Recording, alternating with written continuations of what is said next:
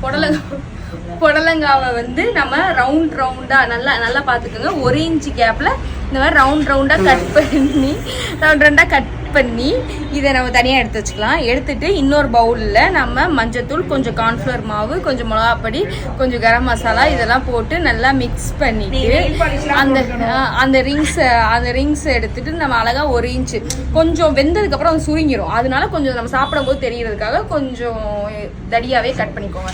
So அது எல்லாத்தையும் நல்லா மிக்ஸ் பண்ணிட்டு ஆயில் நல்லா ஹை ஃப்ளேம்ல வச்சிருங்க. ஃபர்ஸ்ட் நல்லா புகை வரும் பார்த்தீங்கன்னா, புகை வந்துச்சு என்ன சொல்ற பிகினர்ஸ்லாம் வந்துட்டு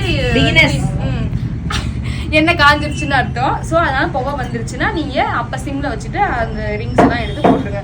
ஓகேவா? ஓகே, அது ஓகே போட்டாச்சு. போட்டதுக்கு அப்புறம் நம்ம ஃப்ரை பண்ணி எடுத்தாச்சு. இதுல லாஸ்ட்ல நான் வந்து கார்னிஷ்காக கருவேப்பிலையை கொஞ்சம் ஃப்ரை பண்ணி அதில் போட்டுறேன்.